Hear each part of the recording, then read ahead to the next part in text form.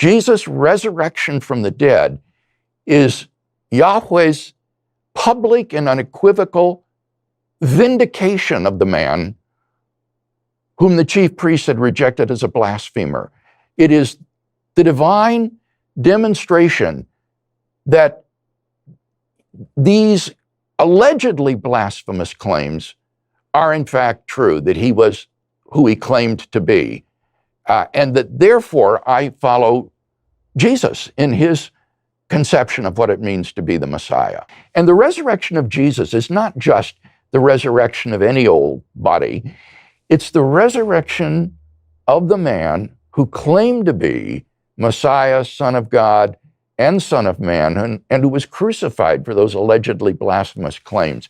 If God has raised this man from the dead, then he has, I think, unequivocally and publicly vindicated those allegedly blasphemous claims. Underlying the inference to the resurrection of Jesus are three great independently established facts, which are supported by the historical evidence, and which surprisingly, I did my doctoral work on this in Germany, are recognized as such by the majority of New Testament scholars today who studied the historical Jesus. And these facts would be that after his crucifixion and burial by a member of the Sanhedrin named Joseph of Arimathea, that Jesus' tomb was discovered empty on the first day of the week by a group of his female followers.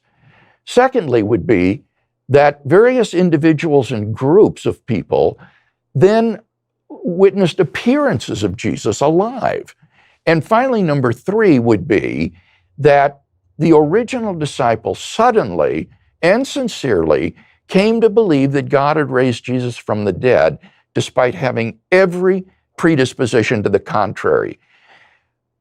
The vast majority of scholars have come to accept as convincing the evidence in support of those three facts, not assuming biblical inerrancy or inspiration, but treating the Gospels as ordinary historical documents. You can show, for example, that the fact of the discovery of the empty tomb is attested by at least 6 independent sources in the New Testament, some of which are extraordinarily early.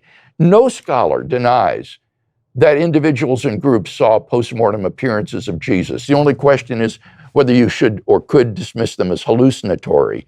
And again, nobody denies that the original disciples suddenly and sincerely came to believe that God had raised Jesus from the dead.